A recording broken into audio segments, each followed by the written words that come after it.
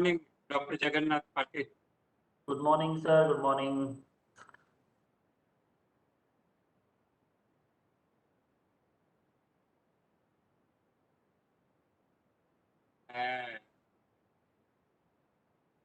All your voice is very low. Is it? Can you hear me now? Yeah, if little louder, I don't know what I have to do in my system. Check. Maybe something. अब देख लीजिए. Can you, Vinita ji, can you hear me correctly? Yes sir, आपका आवाज ठीक आ रहा है sir. मुझे लग रहा है maybe sir आपके स्पीकर का वॉल्यूम का. Yeah.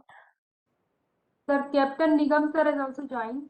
Okay. नमस्कार कैप्टन साहब. Namaskar, Dr. Patil. Am I audible? Yes, Yes. yes, very much Thank you. audible and visible. Thank Velukar you. साहब आप visible नहीं है. Can we see you so that?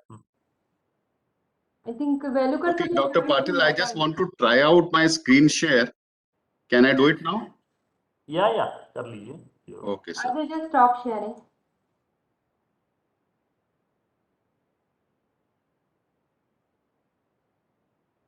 Is my screen visible? Yeah, होता है. कोई बात नहीं. Okay. Yeah. Thank you so much. Thank you. I'll stop stop. share कर लीजिए. Yeah, I'll stop.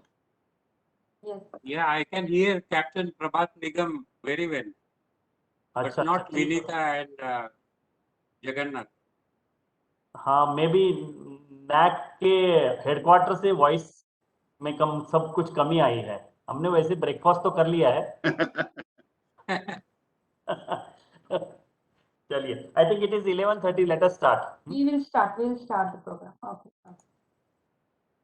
So a very good morning to all of you and welcome for today's stakeholder interaction meet of Northern region, particularly for Punjab and Chandigarh. So we have two eminent speakers with us, and from NAAC side we have Dr. Jagannath Patil sir, Advisor NAAC, Dr. Pratibha Singh, Deputy Advisor NAAC, myself Dr. Vinita Sahu, Assistant Advisor, and Dr. Shyam Singh Inda. So once again we welcome you all eminent speakers, guest of honors, keynote speakers, and the participant who has joined and representing various institutions. So now, going ahead, I request our senior most advisor, Dr. Jagannath Patil sir, and also the head of the Northern region to please welcome and introduce about the program to the participant and the speaker. Participant, please. Thank you, Vinita ji. Let me just join you on this bright and sunny morning in the Bangalore. After a long time, we are getting sun. It has been cloudy these days, and it looks to be a very fine day. So I hope the weather is good at your end. And in the series of webinars that we are doing on NEP 2020 and NAAC's role, we are delighted to welcome you. This program is focused on Punjab and Chandigarh. And even though there may be participants from other states of the northern region also, and it is again my great pleasure and privilege to welcome today's two speakers, external speakers, Professor Rajan Velukarji and Prabhat Nigamji.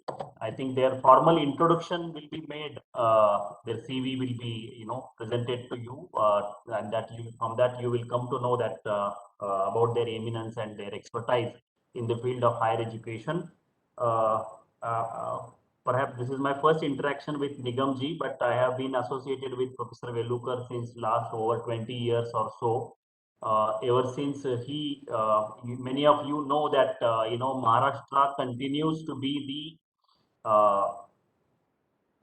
the state on #1 in terms of assessment and accreditation by NAAC. Almost 50% of all accredited institutions of NAAC come from the state of Maharashtra.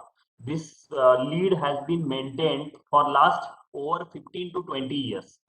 And there are quite a few people behind that, but if you want to name a pioneering people who are behind this, I would name Professor Rajan Velukar. At that time, he was OSD with the government of Maharashtra, with the governor, and before he became the vice chancellor of three or four universities that Dr. Vinita ji will read.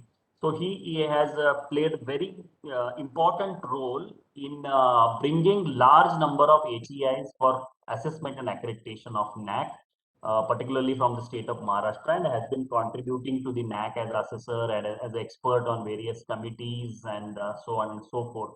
So I think today also he is very active and continues to lead and guide the initiatives of higher education in Maharashtra. So we are very glad to welcome Professor Velukarji. Captain Nigamji, his biodata will be read to you. He comes from a different discipline, and that's why I'm particularly happy that NAAC has now initiated efforts of bringing about highly specialized institutions manual. That work has been assigned to me, and we will be taking it up shortly. And he comes from such background of maritime education. So I think this is going to be, and he has a very different kind of experience that is not there with us from the mainstream education. So I think his perspective on the new education policy and how we integrate skills with the mainstream education will be very important today. So that is going to be really exciting sessions for all of us. From NAAC, after these two speakers, my colleague Dr. Pratibha Singh will join to give briefly points about NEP that NAAC wanted to emphasize. We believe that the points that we are aiming, 6 points, including the multidisciplinarity, interdisciplinarity, skill education, integration of Indian knowledge system, then open and distance learning, outcomes-based educations. These few points, these 6 points are the focus of today's webinar, and we believe that in their expert talks, the external experts will cover that. But in case they, focus on other areas and these areas are not adequately covered, I request Dr. Pratibha ji to cover those points so that NAAC's webinar remain on its agenda firmly. That is the whole idea of today. I once again thank Dr. Vinita and Dr. Shyam Singh Inda, who have been taking a lot of efforts in planning this series of webinars. It is not easy to have 6 to 8 webinars in 10 days of time, covering each and every state of the northern region, talking to the experts and getting participants, and with so many other things at hand. So my compliments to both of them. They have been taking a lot of efforts. So, and lastly, I welcome all the participants.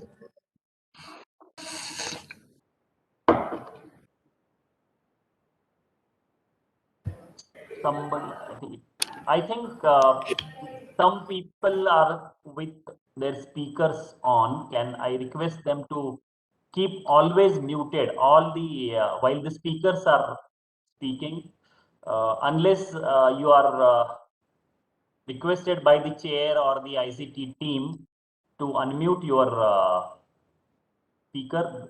Kindly do not unmute, otherwise it will be disturbance for the speakers.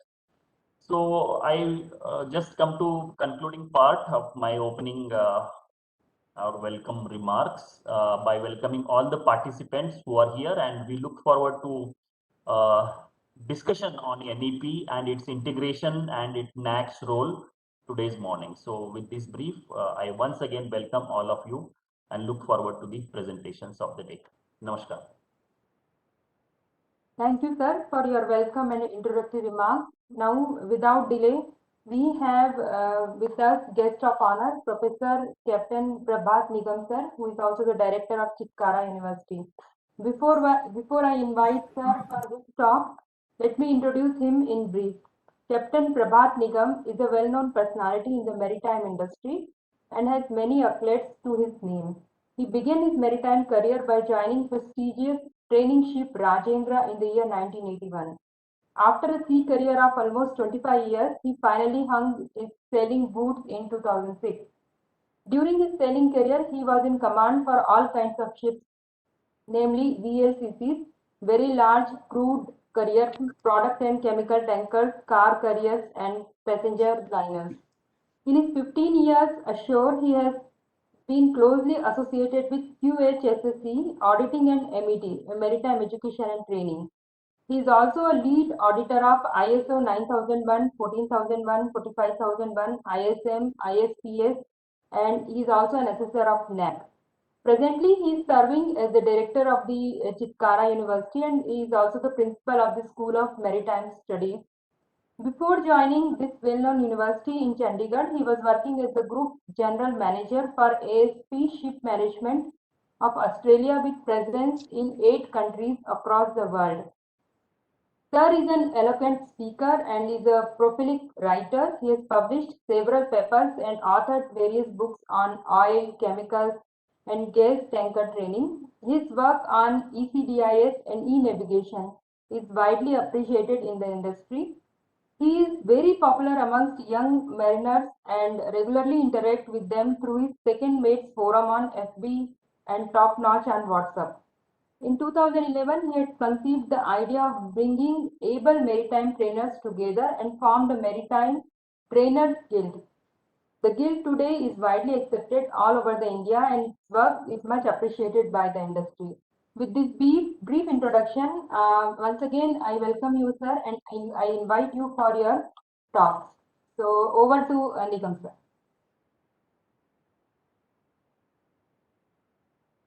Sir, please unmute yourself. Namaskar to everyone. And here also we are having a very pleasant morning, just like in Bangalore. In Chandigarh, yesterday was a little bit foggy as well as cloudy, but today it is bright and sunny. Outside temperature is around 18 degrees centigrade. So it is like an air-conditioned city of Bangalore. I have been corresponding with Vinita Madam, Dr. Patil, and of course, Dr. Sham. And there I can see a few of my colleagues from Punjab and Chandigarh also attending this. Namaskar to everyone. Dr. Patil, as you had said, that I should share my thoughts vis-a-vis NEP 2020 and maritime education and training. So while you were talking, I cultivated some thoughts. Basically, first I thought I have to speak only of NEP 2020. But while I was preparing this on NEP 2020, at many instances in the slides, I saw, this competency we were already doing. This was is introduced in NEP 2020, but in maritime industry, we were practicing for last so many years. Because in maritime education and training, it is the buzzword is KSA, knowledge, skill, and attitude, which from the time I have joined Merchant Navy, I've been hearing that. So that is almost more than 40 years I've been hearing that. And we are adjudged on the basis of our competency. When we are adjudged or when we get commissioned after 4 months or 4 years of training on the ship, our first commissioning exam is called Second Mates. That is a Second Mate Certificate of Competency. So we are very well clear about what is knowledge and what is competency. And this is what I will try to sprinkle in my sharing of thoughts while I talk about NEP. I'll just share my screen now. Please let me know when you can see it.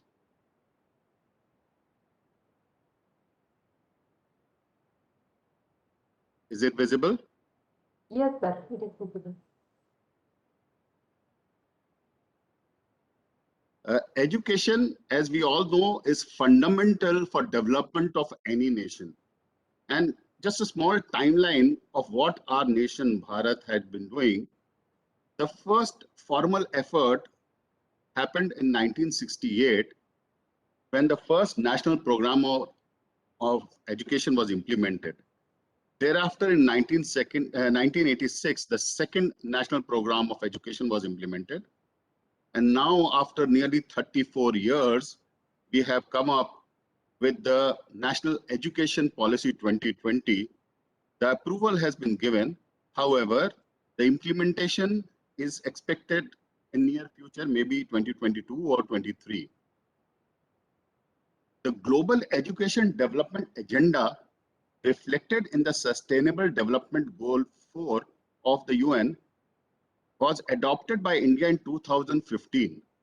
which seeks to ensure inclusive and equitable quality education and promoting lifelong learning opportunities for all by 2030. We're all aware that demographical boundaries are gradually fading away, and the world is turning into a one big global village.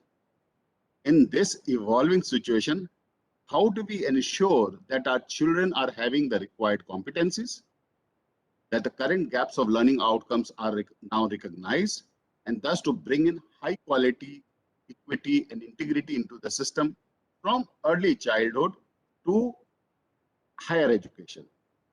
In order to meet these requirements, we have now come up with the National Education Policy 2020 with a scheme initially which was 10+2 converted into 5+3+3+4. So before it was starting from class 1, the formal education starting from class 1, but now the pre-school education, that is the 3 years of nursery, lower KG, upper KG, has also been incorporated, and instead of just class 1 and 2, first 5 years is nursery, lower KG, upper KG, class 1 and 2. So that is a wonderful thing to attract rural population,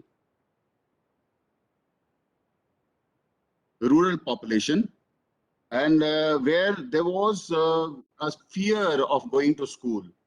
Now, in this first 5 years, the child will only play, there will be no examination, and learning will be made enjoyable, and he will be or she will be looking forward to going to school.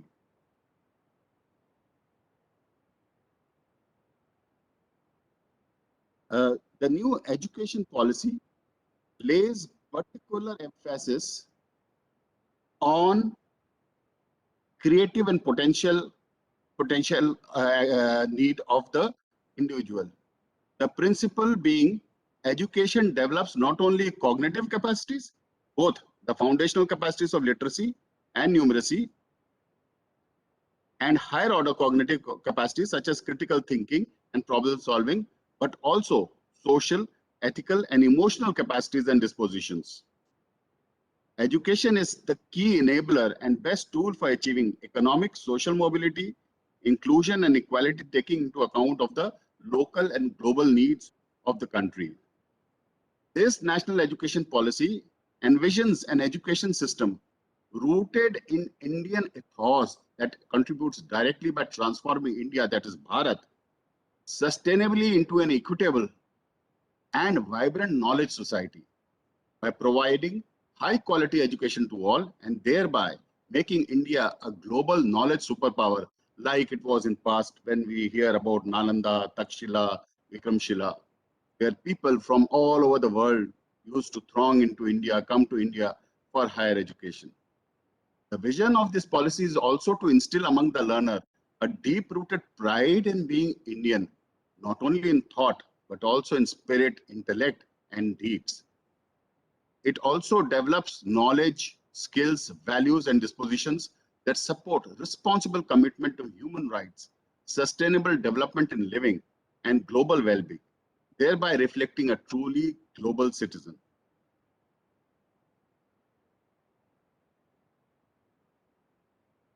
One moment.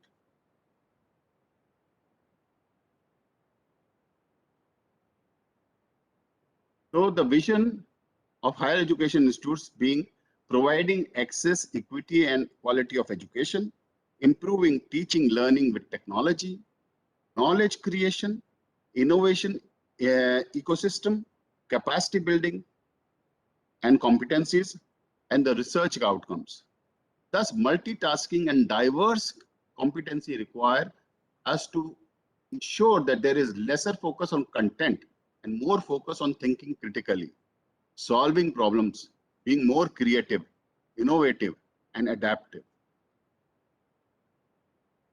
The strategic planning, that's why, leads to few main salient points such as global networking, strategic alliances, technology-enabled learning, e-content and resource-based learning, research collaboration, demand-driven programs and courses, active industry academy interface, technology incubation.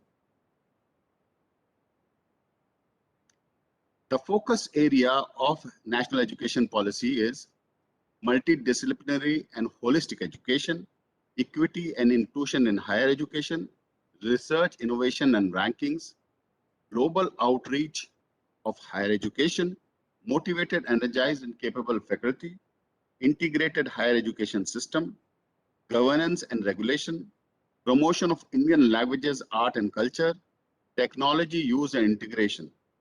Today, my emphasis will be on the parameters of multidisciplinary and interdisciplinary, academic bank of credits, skill development, appropriate integration of Indian knowledge systems, that is teaching in Indian language and using the Indian culture, focus on outcome-based education, distance and education and online education.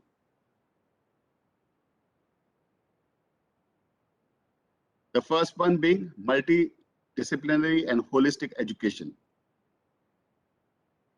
Evolving a model of holistic and multidisciplinary education which aims to develop all capacities of human beings, that is intellectual, aesthetic, social, physical, emotional, and moral in an integrated manner. And if we point out the main objectives which comes under this, enumerating the 5 objectives: graduate attributes that reflect holistic education, enabling multidisciplinary education ecosystem, enabling sustainable living through education, leveraging digital technologies, and multiple opportunity for entry-exit. Now, certain education imperatives which we can rightfully point out as skill and knowledge, education and employment gap, quality, employment and citizenship, development of key behavioral skills, effectively applying the concepts which you have learned, imbibing higher level of understanding, the learning approach from the rote learning to the understanding of the subject, innovation and creativity. This is, we keep on hearing about innovation and creativity throughout this NEP program. The excellence in your subject and the talent transformation. Thus, pedagogy must evolve to make education more experiential, holistic, inquiry-driven, discovery-oriented, discussion-based, flexible, and of course, enjoyable.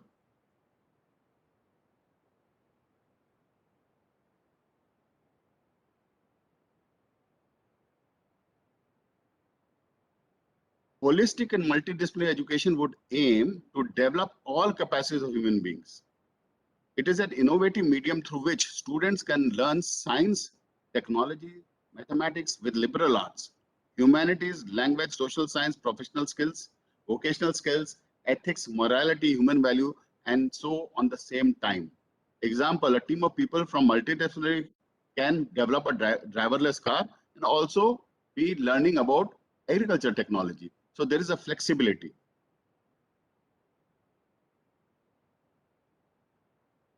Now, what did our NEP 2020 mainly achieve? It achieved a paradigm shift in the pedagogy. From behaviorism, it came to cognitivism, constructivism, and metacognitivism. From teacher-centric, it became learner-centric. From individual learning, it developed into cooperative, collaborative, and participatory learning. From expository learning, it became to discovery learning. And the linear approach turned into a non-linear approach wherein you can choose whenever you choose to study any subject, you can exit from that program and come back into that program.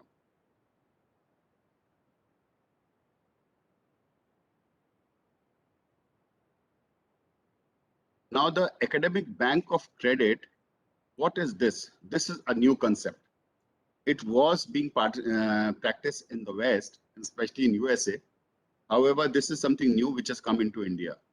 The UGC has set up this ABC, as they call it, a virtual entity which will keep records of all students in Indian higher education space.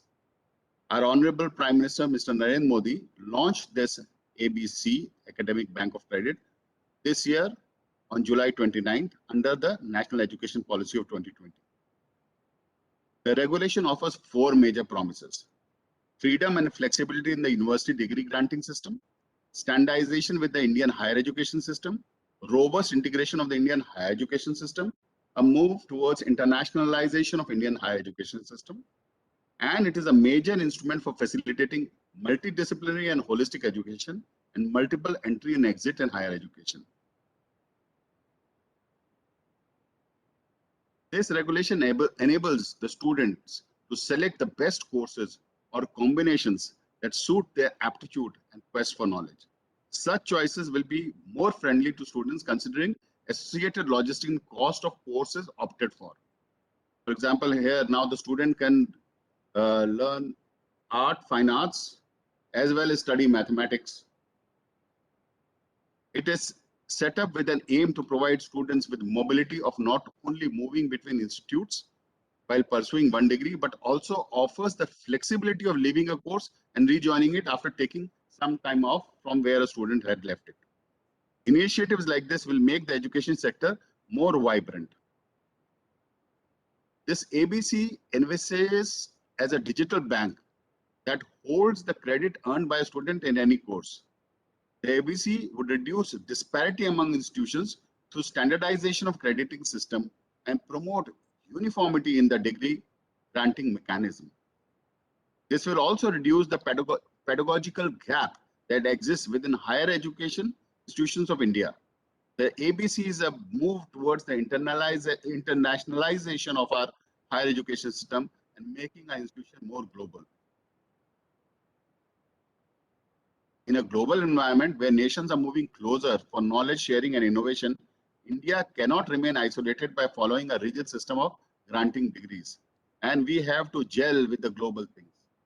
Through its clauses, the ABC regulation can standardize our higher education up to the international level if institutions choose to join. Today, people who go for further studies to US or to any of the European or Australian countries, they have to go into for a bridge course. But when this credit will be recognized internationally, then that same system is being studied in India, what he will go and study further in US or in Australia. It also supports the multiple entries and exit system as offered under the NEP, which enable a student to get appropriate certification who decide to leave a program after a certain period of time. Well, ABC will be responsible for opening, closing, and valid account of students and validating the academic account of students. It will also perform tasks including credit verification, credit accumulation, credit transfer redemption of students, and promoting of the ABC among the stakeholders. The course will also include online and distance mode of courses offered through national schemes like SWAM, NPTEL, VLab, etc.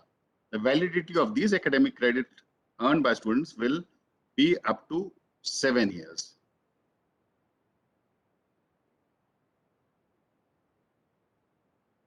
The validity can also vary based on the subject or discipline. Student can redeem these credits. For instance, if a student has accumulated 100 credits, which are equivalent to say 1 year, and they decide to drop out, once they decide to rejoin, they can redeem this credit and seek admission directly in the second year at any university.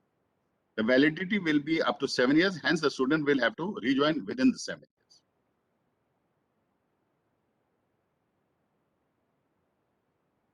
As per our NEP 2020, the ABC has been envisaged to facilitate the academic mobility of students with the freedom to study across higher education institutions in the country with a credit transfer process.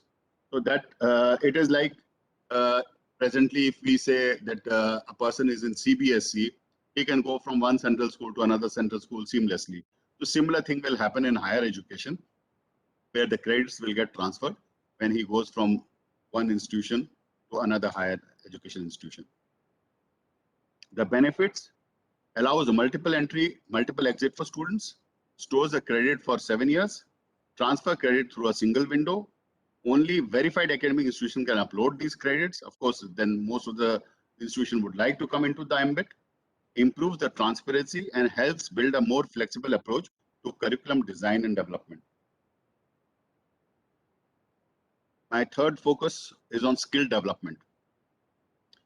This policy envisioned the holistic development of youth with emphasis on not only an upsurge in gross enrollment ratio, but also imparting of skills as a key element of the modern education system.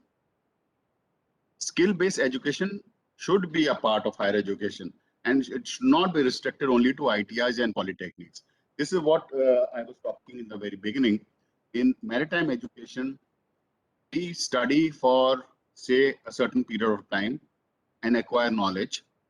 Thereafter, that knowledge has to put into action, and we have to show our competency by going on board and practicing that knowledge. So it is similar thing over here. The emphasis is on skill development. So knowledge applied into action and thus display of competency. Now it says that teaching should include more practical and research-based training. So 50-50, 50 theory, 50 practical. Analytical learning should be propagated irrespective of the subject. The critical thinking, analyzing, not the rote learning. The people should think, why this? Project-based research training for the students, especially in master's courses, irrespective of the subjects. Vocational courses are under the spotlight now in a bid to make the Indian youth skillful and employable. It's very important. If your education does not make you employable, it is waste. So it is very important that the education and the skill which you have developed or acquired should make you employable. Therefore, there is a review approach towards running vocational courses which are being offered by various institutes of higher learning in the country. The undergraduate vocational courses are pivotal in producing skilled graduates in tune with industrial revolution. With this vision to make youth Atmanirbhar through skill-based education, introducing the vocational subjects and training at school level too. Another 5 minutes, sir. Okay, sir. Thus, NEP provides that even the student of middle level shall be exposed to hands-on training in vocational skills such as repairing, horticulture, pottery, embroidery, etc.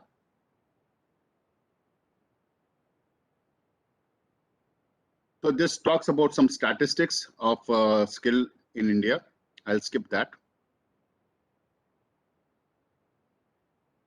Another key challenge is that, as per the said report, from the current distribution of workforce between unorganized sector and organized sector at 92 and 8% respectively, it will change slightly 90 and 10%. That means in the organized sector, there'll be more skill development.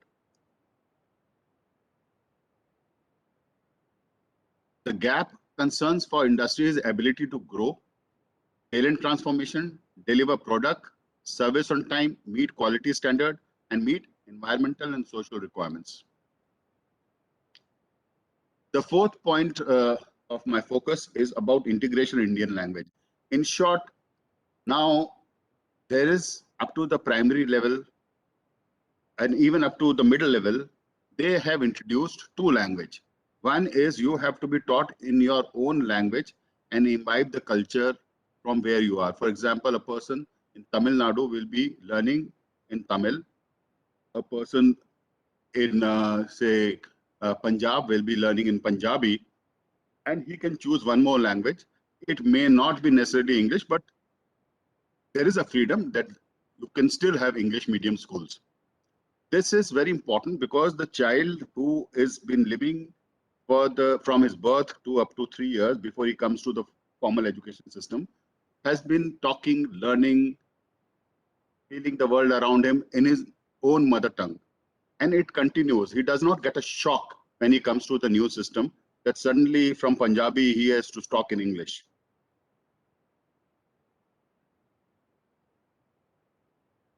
India has lost 220 languages in the last 50 years alone, and the UNESCO has declared 197 Indian language as endangered.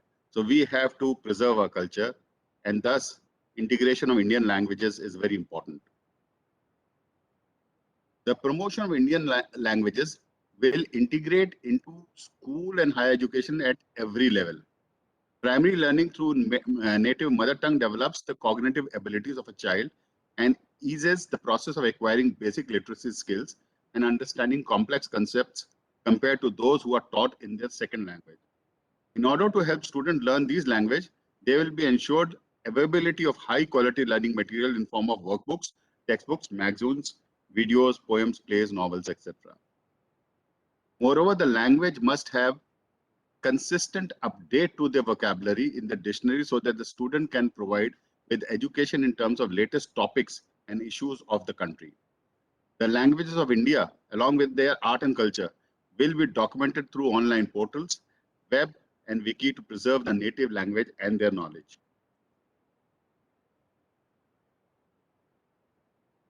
Now, a very important thing, a main pedagogical change which has happened is outcome-based education, which is student-centric.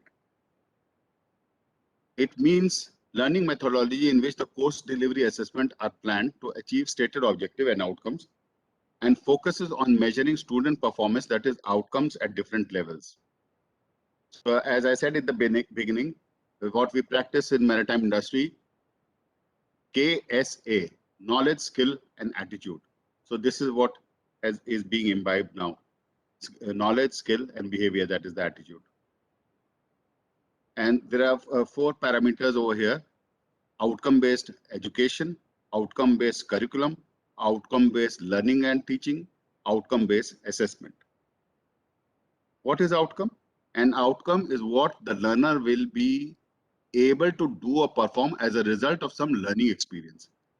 In the context of formal education, an outcome is what the student should be able to do at the end of program, course, or instruction. Outcome provide the basis of an effective integration among stakeholders.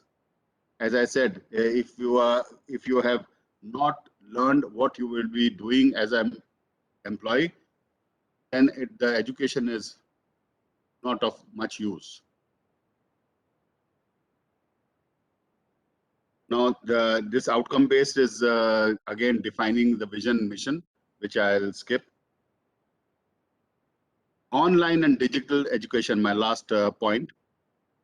As we are all aware, and more so, this pandemic has taught us to go online and have digital-based education or virtual classrooms, which is technology enabled. There were some plus and minus points. However, the types of digital learning which we practice was online, blended, e-learning, virtual universities, and skill development universities. And the National Education Policy 2020 aims to ensure access, equity, and quality education from primary and tertiary level. With regard to higher education, there are 9 visions to deliver quality higher education. The 9th vision focuses on increased access, equity, and inclusion through a range of measures, including greater opportunity for outstanding public education and open distance learning. Open distance learning in a general term for the use of telecommunication to provide or enhance learning. Around the world, the academic community is discovering and exploring the internet, teleconferencing, and related means to achieve an extended classroom or learning experience, like we are doing today when we are sharing our thoughts through online media. The stages: education 1.0 was lectures and memorization, 2 was internet enabled learning, 3 was knowledge producing education, and now finally we are talking about innovation producing education and the levels of competency which it develops. Starting from basic, it understands the concept, principle, philosophy, needs guidance to practice, may not have experience. But when a person goes to the next level, when he is called competent, he becomes an independent contributor and has applied, practiced, at moderation levels and no large-scale experience. From competent, he becomes advanced learner when he has large-scale experience and has teaching ability. Thereafter, when he becomes the expert, what he displays is he possesses that leadership. People look up to him for references, generates new ideas, and becomes an innovator. Employability skills we have already talked about. Basically, the cultural skills, interpersonal skills, intrapersonal skills, and technical for job specific skills. This is what we are aiming to get. Thank you, and over to you, Dr. Patil. Thank you so much, sir, for your wonderful address on NEP and its various aspects, which is actually relevant in the higher education. Now, moving ahead, we have another speaker, keynote speaker with us, Professor Dr. Rajan Velkar, sir. Before I invite sir, I would like to introduce him also in brief. Professor Rajan Velkar is an eminent academician, former Vice Chancellor of the University of Mumbai, Yeshwantrao Chavan Maharashtra Open University and GH Raisoni University. He has more than 33 years of experience with the Indian higher education system as a teacher, development leader, quality innovator, technology adopter, administrator, and policy advisor. He has held various positions which include vice chancellorships, directorships, secretarial position in the government, Asia-wide officers' roles, memberships of numerous committees, associations, and bodies all across the world. Sir has compiled and edited recently one book, Gandhi @150, which explores the relevance of Mahatma Gandhi's idea in today's world and the impact of his philosophy across a wide spectrum of areas such as religion, economics, science, education, the art, and health and development. With this brief CV, I invite the Professor Dr. Rajan Velkar sir for addressing us and sharing with us the thoughts on NEP. Rajan Velkar sir, over to you.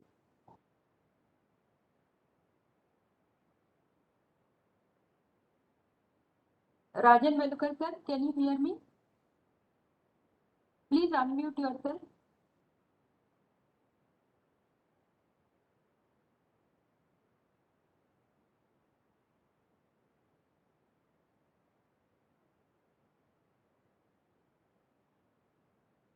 Velkar sir, can you unmute yourself? You are also not visible. I'll just call him and find out if he's facing any technical issue.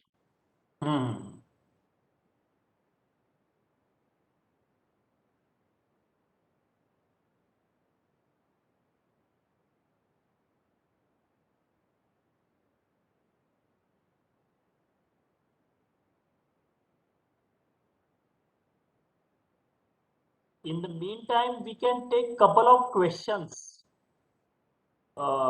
based on presentation by Nigam Saab. I am now seeing Velkar sir. Sir, we can see you but can't hear you.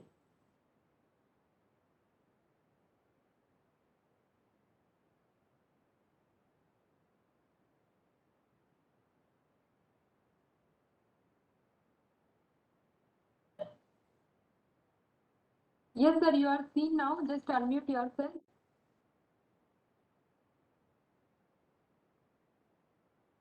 I think I had met Rajan Velkar Sahab.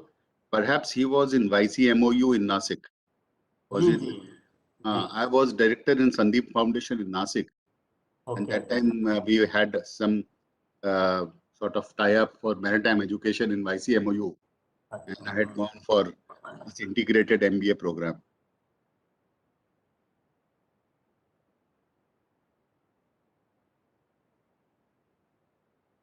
He is unable to.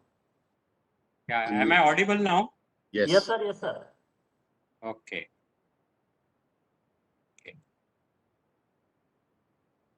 Yeah. I am sorry.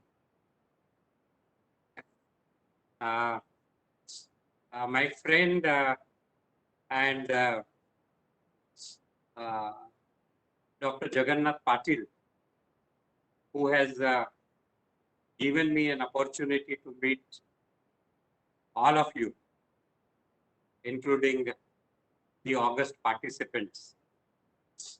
Sat Sri Akal. This is a Punjab, and I stayed in Punjab for some time in Chandigarh. So I have a special love for Chandigarh and Punjab, for the kind of food which I had there and the kind of weather which I enjoyed. So thank you, Dr. Jagannath Patil, for giving me an opportunity. Captain Prabhat Nigam, Dr. Vinita Sahu, Dr. Ankit Bansal, and my dear participants. I know that Captain Prabhat Nigam has given you an idea or an overview of what the National Education Policy 2020 is talking about. And I'm sure all of you must have attended several seminars, workshops, lectures in last 1 year on national education policy. As well as you might have gone through the documents which might have received by you, your institution, through electronic media, through the mass media. A lot of information flow was there in last 1 year. In fact, the Honorable Prime Minister, the Honorable Minister of the central government, the Honorable Ministers of every state were talking about this national education policy, and tried and literate all of us, including me, on the national education policy, which has come after a long period of time. Even though you and me were talking about the things which are included in the national education policy. Now, I think we need to look at it from an opportunity angle, because the kind of world in which we are living today, the change is mandatory. And I like a statement that is change is mandatory, survival is optional. Now, if change is going to happen, and if we want to survive, then we need to understand what are the changes which are going to happen and how fast we can adopt them. Because there are 3 A's which are very, very important, from which we need to look at the national education policy. Now, there are 6 aspects which we are talking today, which has been given to us by National Assessment and Accreditation Council to speak on.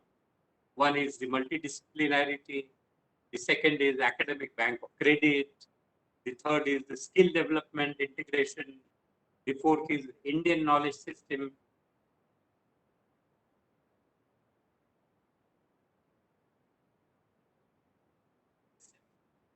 and how to research on that. That is the fourth thing. Fifth is how we can transform outcome-based education.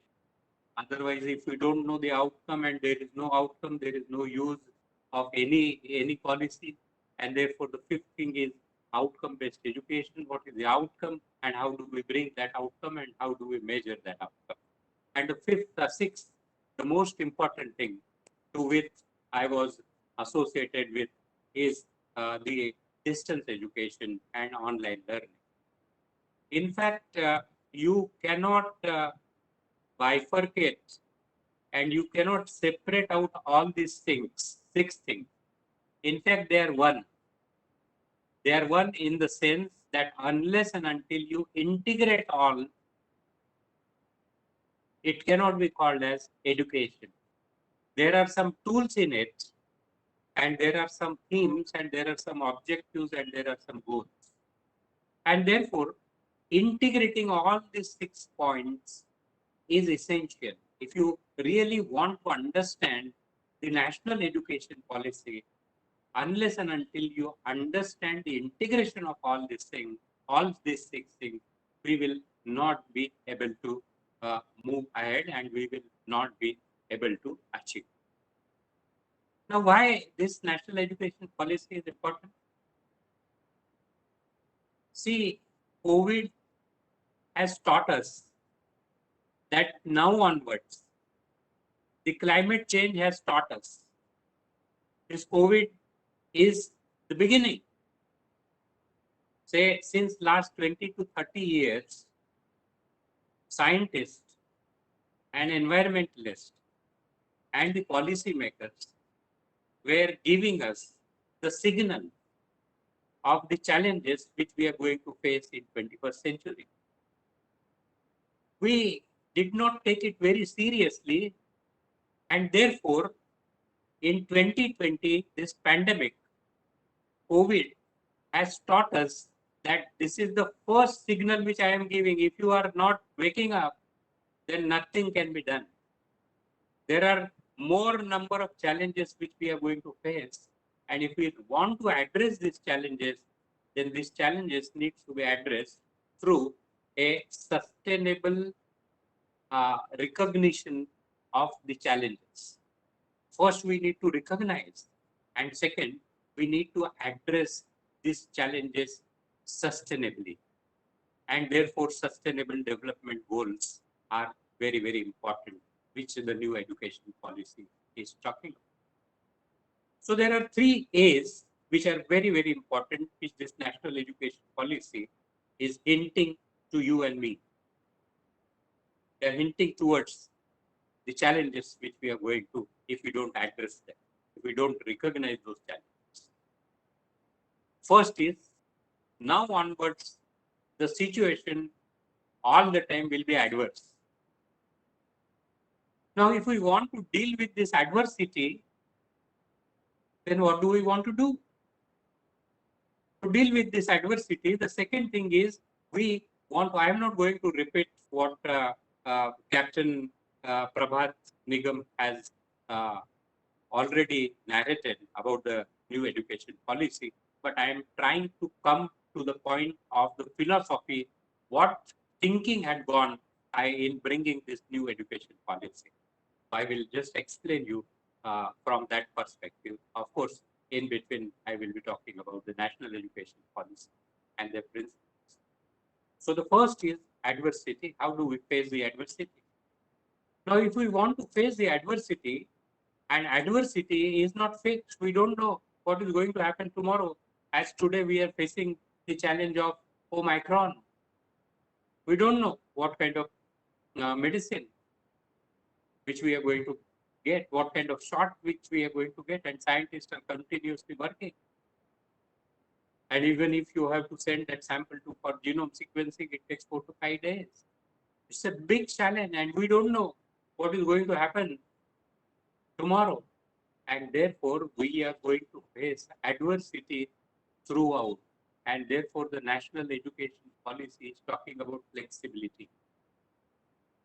There is one word in English, and that word which we need to understand, and that word is resilience. लवचिकता होनी चाहिए. हमारी पूरी education system में ये लवचिकता अगर नहीं रहेगी, तो हम ये एजुकेशन पॉलिसी का एडवांटेज नहीं ले सकेंगे. And therefore the new education policy is time and again is talking about flexibility. When this flexibility will come, the second A, that is adaptability. You need to adapt the change. And the third is, we need to be accountable.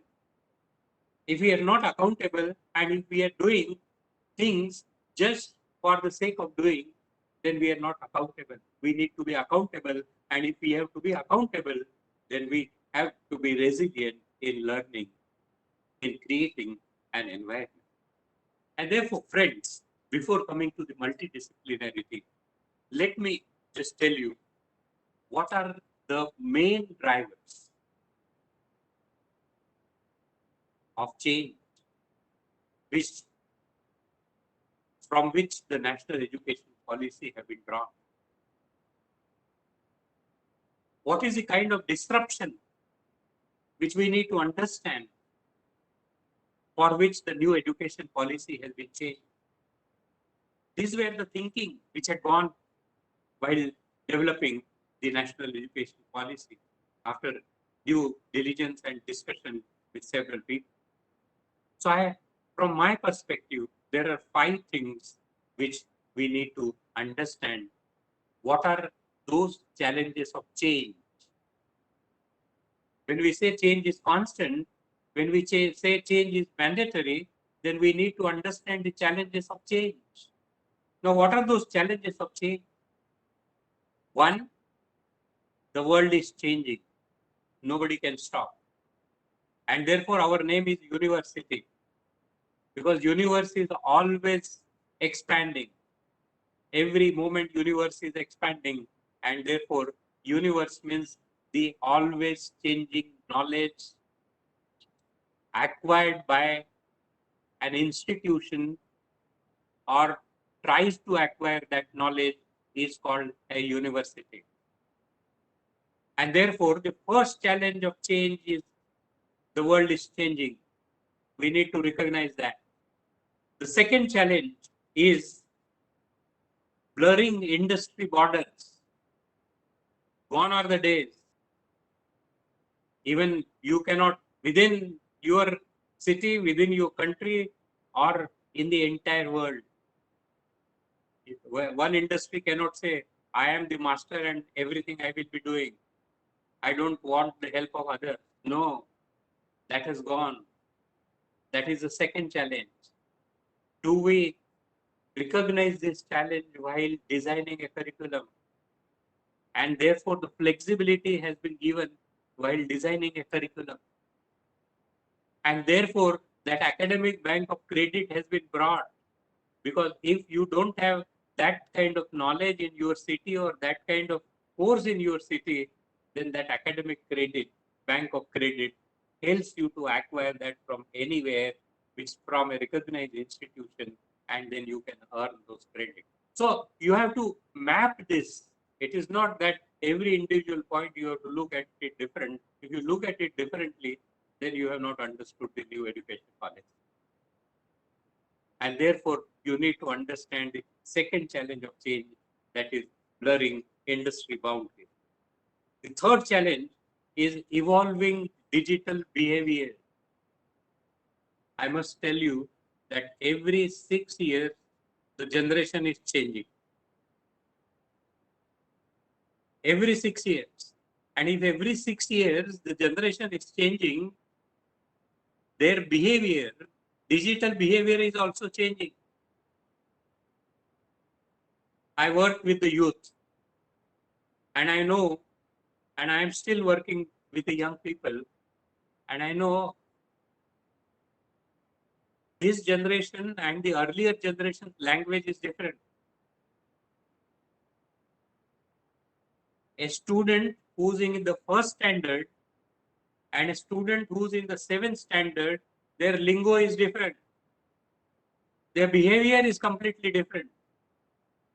And every moment, there is an innovation which is happening in digital world, and therefore the digital behavior is changing. And if the digital behavior is changing, how do we integrate that into our curriculum? How do we learn? And there is a biggest challenge to the teaching community, because they are so fast. We are not fast as they are. And therefore, evolving digital behavior, understanding that. This is the third challenge. And the fourth challenge is increasing international competition. Competition is increasing day by day. And that is the biggest challenge. To address this challenge, you have to understand the importance of team. And therefore, you will have to understand how do you empower these young people through this new education policy. And the fifth and the last challenge of change is rise of continuous learning. We don't need learned people in today's world, but we need learning people. Gone are the days of learned people, but today's days are learning people, those who are learning for the life. And therefore, lifelong learning is the only important thing in everybody's life now onwards. And therefore, this new education policy was all the time thinking about future of now. And the suggestions has been incorporated into the new education policy from the concept of future of now. Today, whatever skills which you are going to teach to a student who has been admitted in the first year of engineering, I do not know whether after 4 years those skills will be helpful to him or not. And therefore, when I talked about resilience, you need to understand that resilience which is included in the curriculum. And therefore, the curriculum is talking about flexibility. I remember in 2005, I'm talking about that resilience. A scope is there in new education policy. I launched a multiple entry, multiple exit program in the Open University, and that was BSc IT. And you know, we were teaching all C++, which is being taught, and all OOPs and gaming and all those things in 2005 and 6, I'm talking about. Even in many universities, they are not teaching gaming and other things.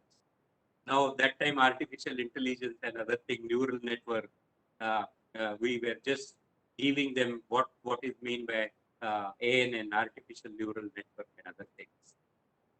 But that program of ours was multiple entry and multiple exit. And every course module which we have created of 3 months. So if you do one, you will get a certificate which is called as a micro certificate. If you do 3, then you get some kind of recognition. And if you do some more, then you get a diploma. If you do some more, then you get advanced diploma. And if you do all 21 modules, then you get a degree. And anybody can live in between. And it was totally flexible, because if there was a change in the field, within a week, we will bring that change into our syllabus. That was the kind of flexibility which we brought. That is the kind of flexibility which this new education policy is talking about. And therefore, NAAC is not going to ask you questions next that whether you have changed your syllabus in 3 years or 2 years. NAAC will ask you whether you have brought these changes as soon as it came into the world, as that new knowledge has came into the world, whether you have incorporated into it or not. And therefore, NAAC is not going to talk to you about accreditation, but NAAC in future is going to talk to you about the accountability. And that accountability will come only when, if you are going to make changes as and when they are required, and not to wait for 3 years to bring that into the syllabus. That is the kind of flexibility which new education policy is talking about. Now I come to the interdisciplinarity, the first one. What is interdisciplinarity? What is multidisciplinarity? And what is transdisciplinarity? So all the three terms are different. All the three terms are different. You need to understand interdisciplinarity, and you need to go beyond what is written about multidisciplinarity in the new education policy, because everything cannot be written. Interdisciplinarity is nothing but some other discipline's knowledge you are using in your discipline is interdisciplinary. Multidisciplinarity is both, either one or many, but it is interchangeable. You are using the knowledge of that and they're using the knowledge of yours, and that is multidisciplinarity, one or more than one.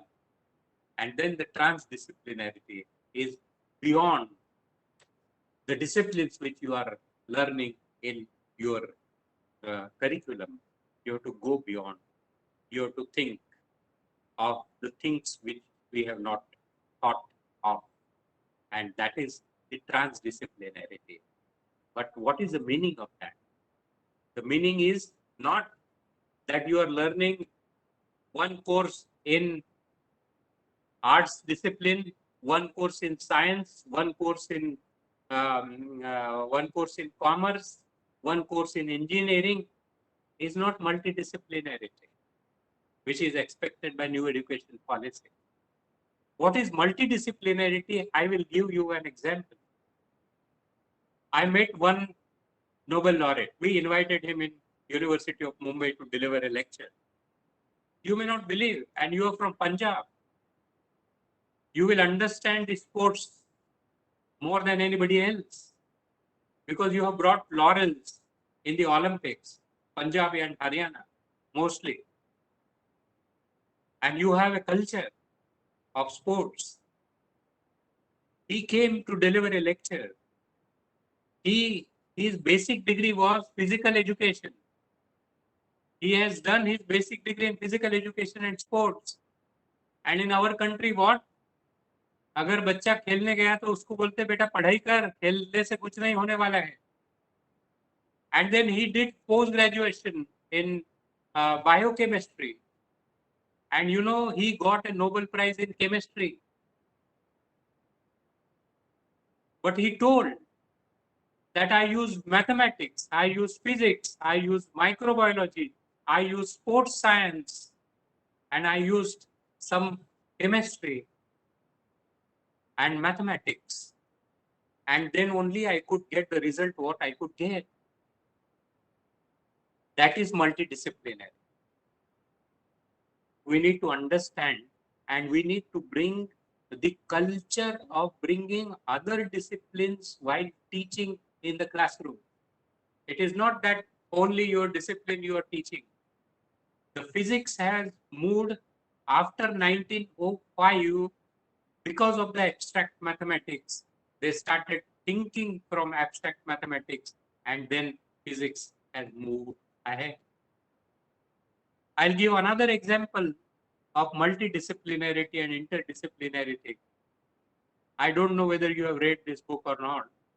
The name of the book is Thinking Fast and Slow. Thinking Fast and Slow is a book written by Professor Kahneman, who has got a Nobel Prize in economics in 2003. Now, Professor Kahneman has got a Nobel Prize in economics, and if you ask me a question whether he was a professor of economics, whether he had done his graduation, post-graduation, and PhDs and other things in economics, the answer is no. His discipline is psychology, but he has brought the concept of psychology into economics, and he said economics is not a theory of money, but economics is a theory of behavior. And you know, today the behavior is important, and now economics, they are thinking from a behavioral point of view, and therefore he has brought that discipline.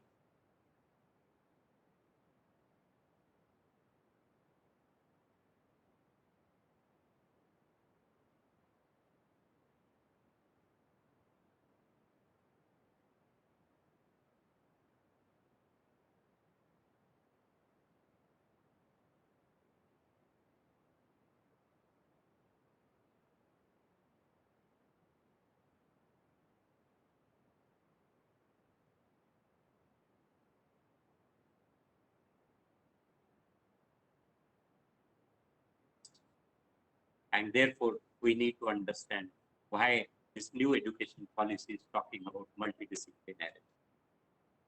The second example which I will give you is, I read a book.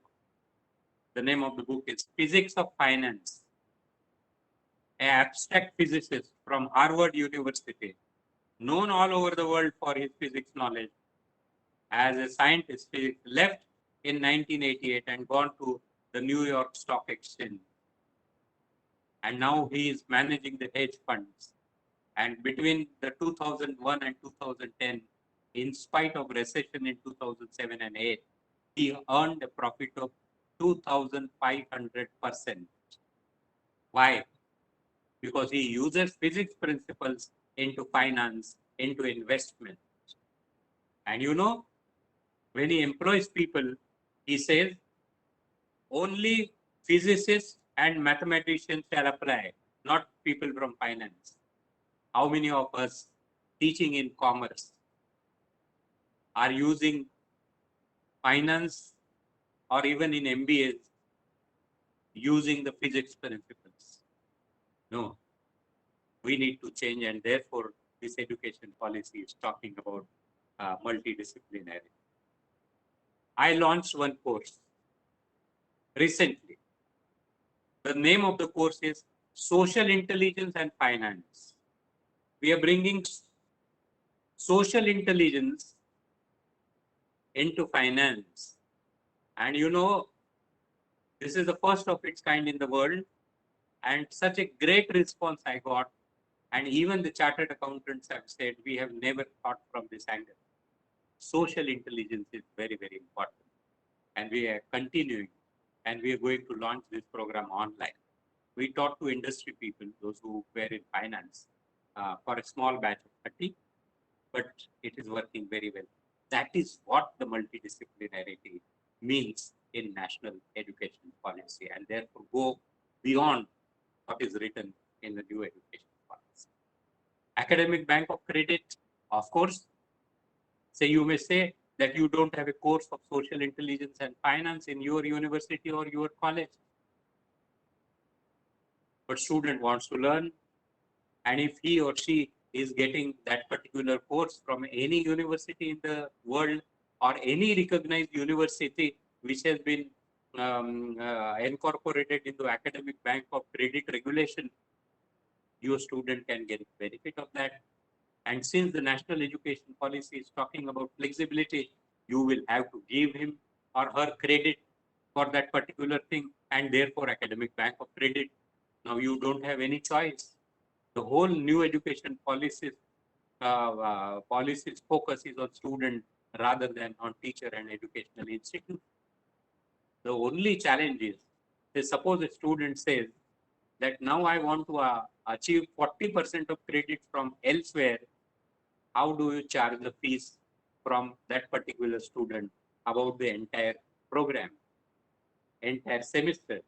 Out of 6, he says 3 I am going to learn from outside, and you are giving admission to a particular program, for example, BCom. He says, out of the first semester, 3 I am learning from outside, so please charge from me the course fee of only 3. That is the biggest challenge. How we are going to resolve that challenge, let us see how do we. But academic bank of credit has thought from the perspective of students. Whether we like it or not, this is going to happen tomorrow. Now, skills development. Friends, we need to integrate skills into it. Skills development is not that something which you have to teach differently. Skills has to be integrated in every discipline. One is the skills which you require in that particular discipline. And therefore, if you read between the lines of new education policy, the new education policy is talking about integrating the skills which you require for that particular discipline and the skills which you require for your life. And those skills are very, very different. Now, what are those skills? People have done the research, and out of that research in the world, my dear friends, so I'm helping you to design your curriculum. So integrating the skills into the discipline which you are taking, which is useful for that particular discipline, which you have to always advance and always change as per the requirement of the market. The core has to be taught, but at the same time, whatever changes are happening, those skills needs to be integrated into your curriculum. And therefore, this also needs to be mapped with the multidisciplinarity. Say, suppose you are learning physics, or if you are learning finance, you will need mathematical tools. And therefore, you will have to learn the skills, which is called as computational skills. That is integration of skills into your discipline. And therefore, all over the world, integrating skills into your discipline, you know, because you have learned that discipline. But other than that, what are the 10 skills which they are talking about, which I am not going to elaborate because for question and answer, we have to keep time. Yeah. And these 10 skills are, number one is sense making. If you are unable to make sense, then you are useless in this world. And therefore, sense making is the skill which you will need to learn. Social intelligence, which I talked about. And this social intelligence, we are now giving training to the police, Mumbai police and the police from Surat. Very, very essential. Even in the classroom, you need social intelligence. And you need to, there is a book, you can read this book, a very famous book. Social intelligence is the skill which you will have to learn. The third is novel and adaptive thinking. If you are not adaptive, if you are not adaptable, then you have gone in this century in the world of challenge. That is what the skills development is, and that is what the skills which you need to think from a different perspective. Then cross-cultural competency, because this is a global village, and therefore you will have to learn that. And if you have to learn that, then you have to learn the language also. More number of languages you learn, more intelligence you become. This is the research. Those who know more number of languages, they are little intelligent than their peers. This is the research. And therefore, if you want to learn the cross culture, then you have to learn the languages also. The point is little next. That is what the new education policy is talking about. Then computational thinking, which I talked to you. Even in medicine, chaos theory is very, very useful. And chaos theory is abstract mathematics. In chaos theory, we talk about creating order out of disorder. Now, there is a disorder in the world. You have to create an order. And if you have to create that order, then you will have to learn the computational thinking. Then, new media literacy, transdisciplinarity, which I talked about, design thinking. Even if you are framing a curriculum, you have to use the design thinking principle.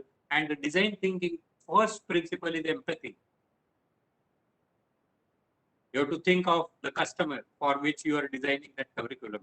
And therefore, you will have to learn the principles of design thinking. I have written one article in AIU journal, which you can find on designing a curriculum using design thinking. So you go to the university news and you will get that article. Then cognitive load management, which Captain talked about. And last is the virtual collaboration. These are the 10 skills apart from the disciplinary skills you will have to learn. And these skills are again, they talked about for next 5 years. Later, some new skills you may have to learn. And therefore, skills development, which the new education policy is talking about, is talking from this perspective. Sir, Next I suggest is focus outcome based. If you are unable to measure the outcome, you have done nothing. Distance education, of course, lifelong learning, which I talked about, this 40% which you can do from outside is through online learning only. Now the future is blended learning, whether you like it or not. The future universities will be disruptor universities and virtual university, or a combination of both. Traditional universities are not going to survive because I don't have time. I am going to come to you for micro certificates, and therefore micro master's degree has been created. They don't have money and they don't have time because the world is changing so fast. I can go on and on, but I think I have just given you the perspective from which the new education policy has been framed. Unless and until you understand the perspective, you will not be able to achieve whatever you want to achieve in this world. Sir, thank you very much. Thank you. This is what I just. So I'm sorry we could not give you enough time. Both the speakers had a sea of knowledge, but we have a limited time in today's sessions. But I think, you have touched, both of you have touched all important aspects. So Dr. Pratibha, would you like to share some things which are not covered by these two people, and then we can give some at least 10 minutes for discussion. Maybe we can extend the program for 10 more minutes. Yes, sir. Yes, sir. I would. Oh, I have taken more time. नहीं, it's okay. You were the keynote speaker, तो हमने सोचा कि आपको 30-40 minute मिलना चाहिए. निगम साहब को भी उनके पास समंदर है आइडियाज का, वो समंदर हमने उनको झरने का टाइम दे दिया है. तो anyway, we look forward to another occasion where we can have more time and have more focused discussion. But question answer maybe I think we will have some time to get clarity on some points. Pratibha ji. Yes, sir. 5-10 minute में करेंगे तो अच्छा रहेगा. Yes, sir. Thank you, sir. So today I'm going to speak about the changes which NAAC proposes to bring in alignment with national education policy, and what are the changes which are brought into the various manuals of NAAC. I'm going to touch upon, and because today's program is about the state of Punjab and Union Territory of Chandigarh. So in context of the state, I would like to give certain statistics of the state.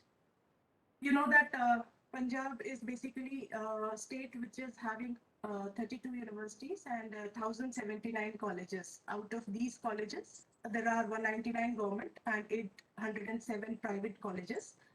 The number of colleges per lakh population is 35, and average enrollment per college is 521. The gross enrollment ratio for the state of Punjab is overall 28.2, out of which 25.1 male and 32.1 female GER is shared. If we talk about the accreditation status of the state of Punjab, because it belongs to the northern region, 9 universities are accredited and 277 colleges are accredited. So total 286 institutions are accredited by NAAC for the state of Punjab. This is the profile of the universities. We have 1 central university in Punjab, 5 institutions of national importance, 9 state public university, 1 deemed university private and 1 deemed university government, and 15 state private universities are there.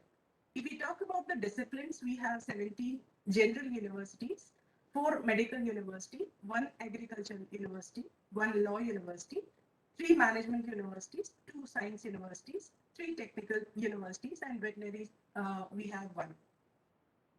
Similarly, for the Union Territory of Chandigarh, we have 3 universities and 25 colleges, and out of these 25 colleges, 16 government colleges are there and 9 private colleges are there. Out of these colleges, we have 16 colleges, which are 16 institutions which are accredited by NAAC, out of which 14 are colleges and 2 are the universities.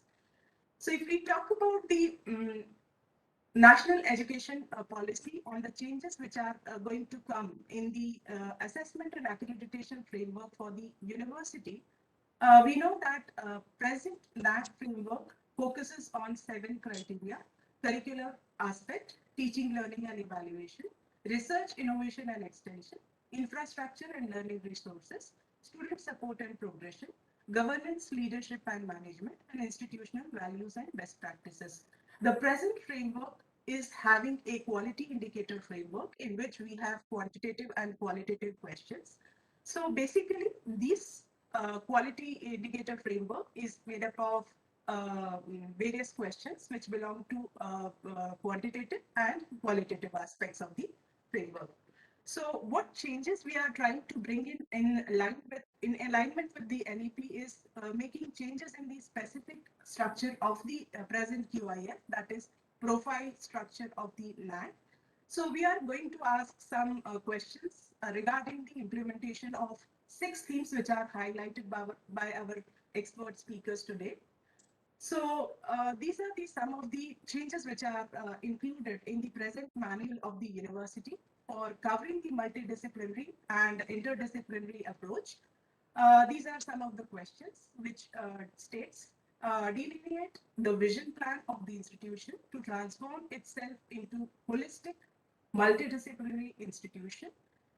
Institutional approach towards the integration of humanities and science with STEM.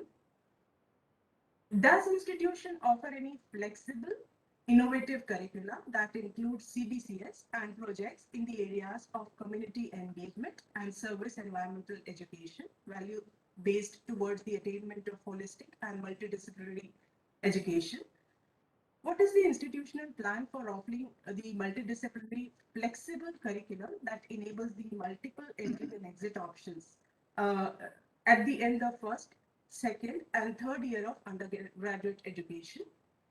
What are the institutional plans to engage more multidisciplinary research endeavors to find the solutions to the society most pressing issues and challenges, and good practices in alignment with the multidisciplinary approach? For the academic bank of credit, the questions which are included is initiatives taken by the institution to fulfill the requirement of ABC proposed in NEP, whether the institution has registered under ABC to permit its learner to avail the benefit of multiple entry and exit during the chosen program, efforts of the institution for seamless collaboration, internationalization of education, joint degree between Indian and foreign institution, and enable the credit transfer. Faculties are encouraged to design their own curriculum. So the efforts made by the institution in motivating the faculty about this will be measured, and the good practices in alignment with ABC implementation.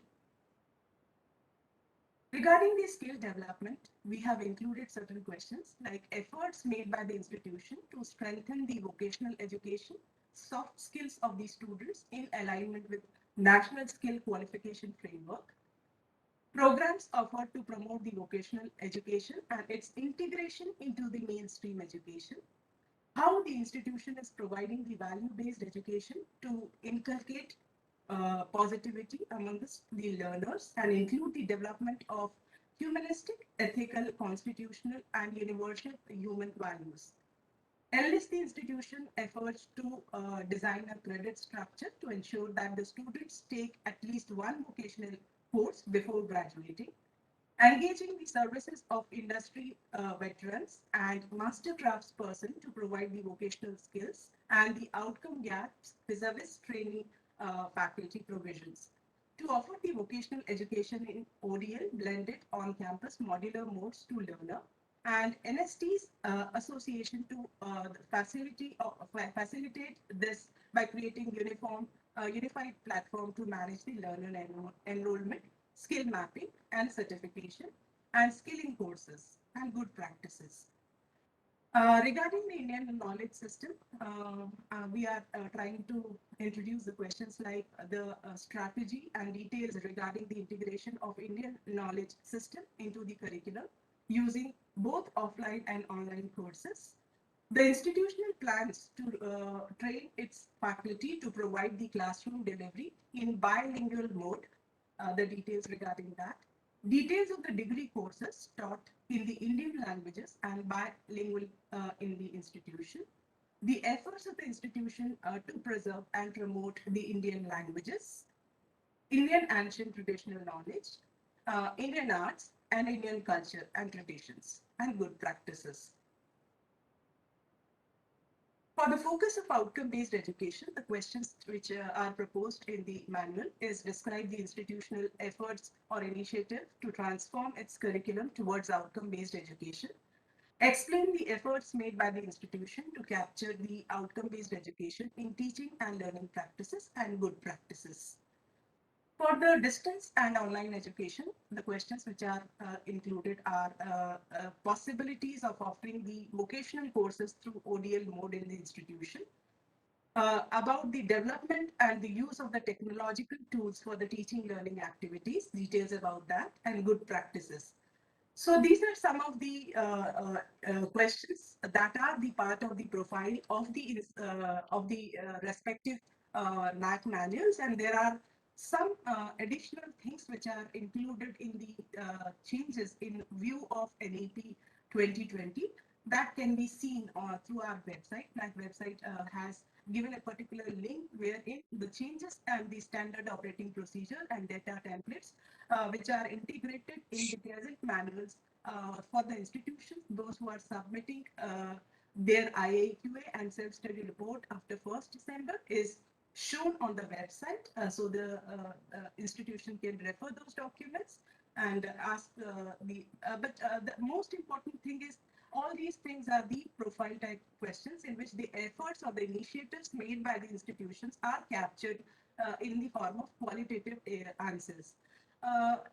There is no much change presently we are having in the quality indicator framework as far as data is concerned, and this is all from my side from the NAAC's perspective about the NEP implementation of manuals. Thank you very much for patient listening. I look forward for the questions in case you are having. Thank you. Thank you, Divaji. Thank you, madam. Thank you, sir. Now we shall have a quick question answer session. I request the participant and the IT team also to facilitate the question answer session. If you have any question, you can unmute yourself and ask the question. We have experts with us and also the officials from NAAC.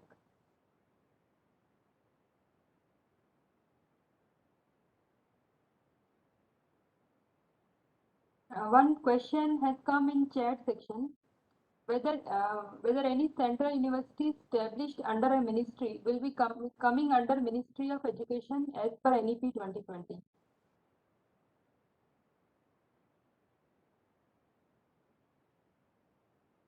I think yes, all the educational institutions are covered except perhaps agriculture universities which are excluded from that, and some medical. A few categories have been specified in the NEP document that they are excluded. Rest all will come. That is my understanding. Thank you, sir. Yeah. Say the education which is covered by National Education Policy, the verticals, like Dr.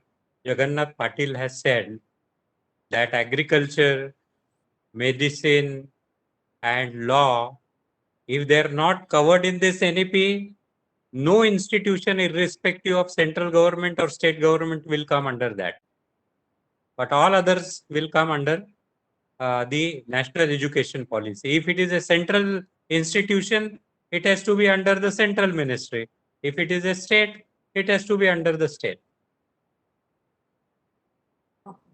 Thank you, sir. I hope this question is answered. Anybody else from the participant side would like to ask any doubt or would like to interact with our experts? You may please unmute yourself and ask a question, or you may interact.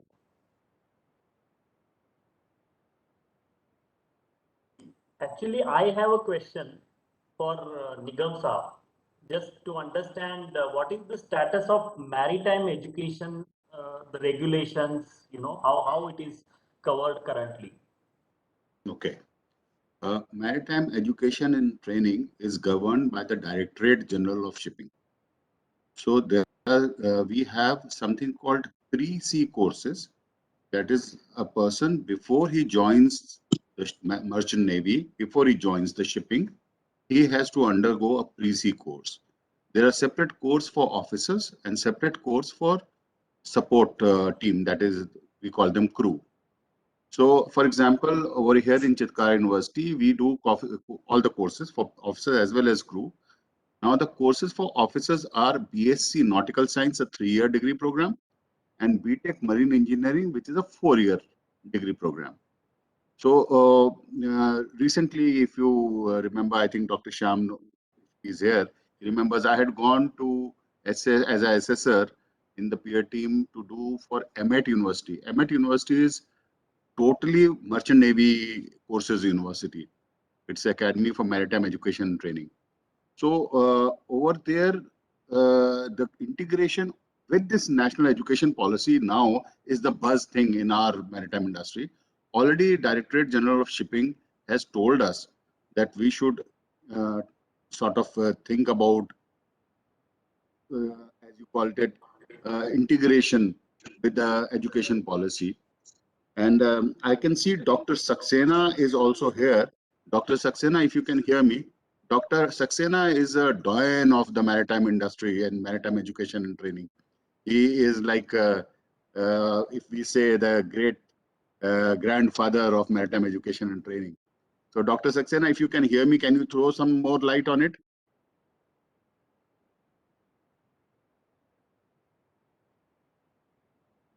Dr. Saxena also happens to be in our board of studies over here in Chitkara University. I don't think so. He's heard me because initially I saw he is there. So that is one thing.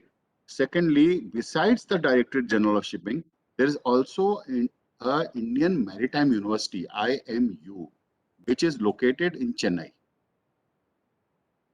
So they also have all these maritime courses under the Indian Maritime University, and most of the HEIs which are there all over the country. Okay, the second part of it, the first part was pre-C, and the second part of it is the competency examinations, which is like graduation, post-graduation, and even PhD level examination.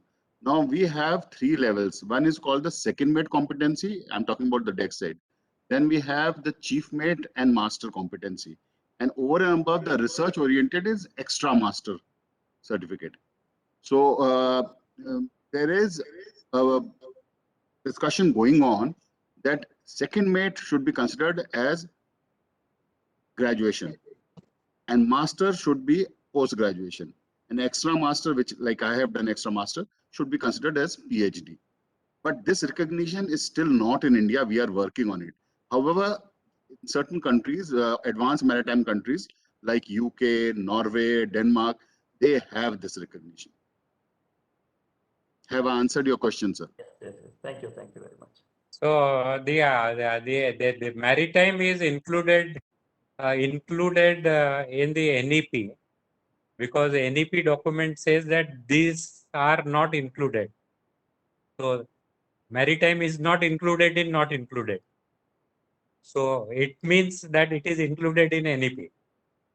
Yes, sir. Most of these disciplines, which were skill-based training, have now been included with this new education policy which has come up. And initially there was no degree program, but now there is a degree program, and we still have, as you had pointed out in ABC, if you do certain amount of credits, you get a certificate. If you do more, you get a diploma. If you further go more, then you get a degree. So we also been practicing a similar thing, where 1-year program was a diploma in nautical science, and 3-year program is a degree BSc nautical science. One more point from my side, Vedukar sir, for your reflection and for others also. Whatever might have been said in NEP about excluding some disciplines, but ultimately all higher education in terms of policy needs to be under one umbrella to ensure the mobility and various issues of recognition. That's what I feel. Even if somebody decides to have a 1-year degree or 5-year degree, and that is not in sync with the whatever is the mainstream education or the type of degrees, that will be a big problem. So to my understanding, there can be respective ministries or departments controlling the various genres of institutions, but at the same time they need to be bound by some central standards or guidelines.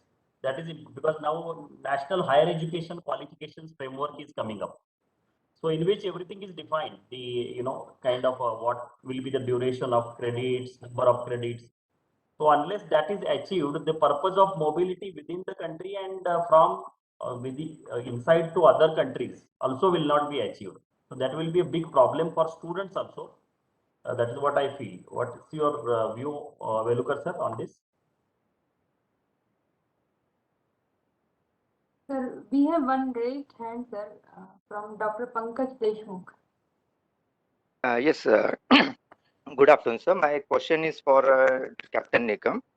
Sir, is there any guideline from Director General of Shipping related to a NAAC accreditation, or any guideline, or either we have to go for this, or any rules See, and regulations? Can you give me some thank you light for on your this? question, Dr. Saxena. You have asked, is there any guideline yet from DGS for NAAC? No, there is no guideline from DGS for NAAC. They have their own system called CIP. That is an inspection program. It is the comprehensive inspection program. So they do that. However, I do feel that as I have now slight knowledge of maritime as well as of the other university, I do feel that very soon this CIP will be taken off and NAAC will come in, because there is no use having two assessors for same thing, because we have come under HEIs. Okay, okay. Thank you, sir. Thank you. There is one more question in chat from Dr. K.Z. Mola. He has written, we all are talking for what to do in NEP, but how to do and what are the things needed to implement it step by step is not mentioned anywhere. Resources in all type needed and its use in right direction in where it is present. Can you highlight on this?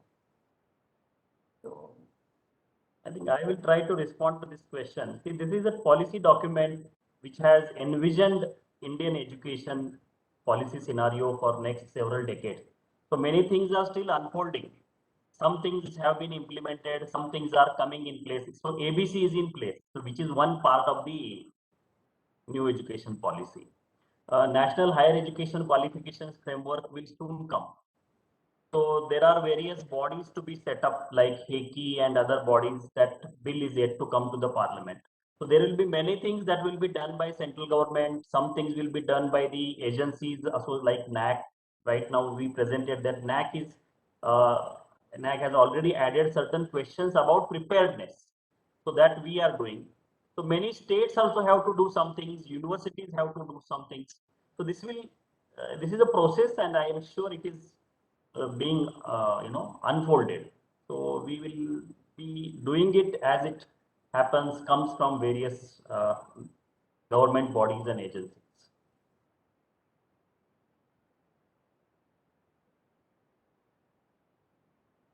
there are your no further questions. No further questions I can see. Then I think we can proceed for vote of thanks, Vinitaji. Okay, okay, sir. Okay. So thank you very much for the interaction. And if you have any further question, and we have the series of upcoming webinar we have hosted for Northern region.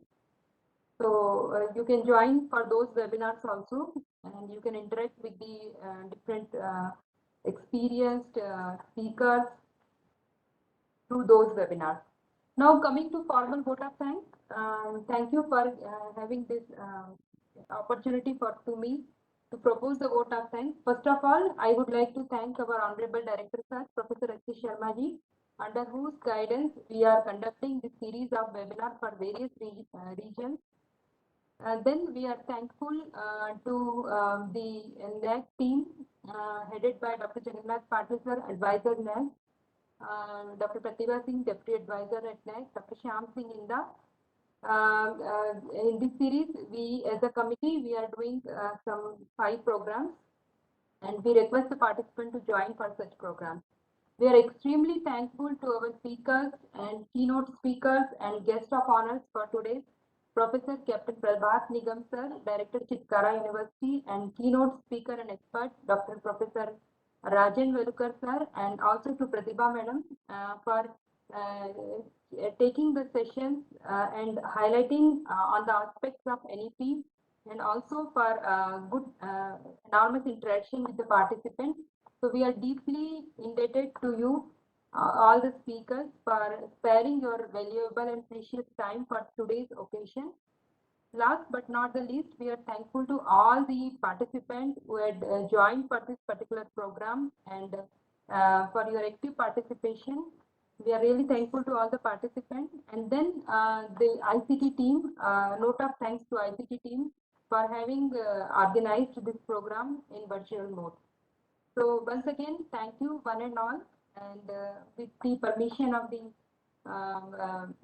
Professor, we can close the program. Thank you. Thank you all once again. Namaste. Thank you, Dr. Patil and Namaskar, sir. your team. Thank you very much. Thank you, sir. Thank you. Thank you, sir. Bye. Looking forward to such occasions where we can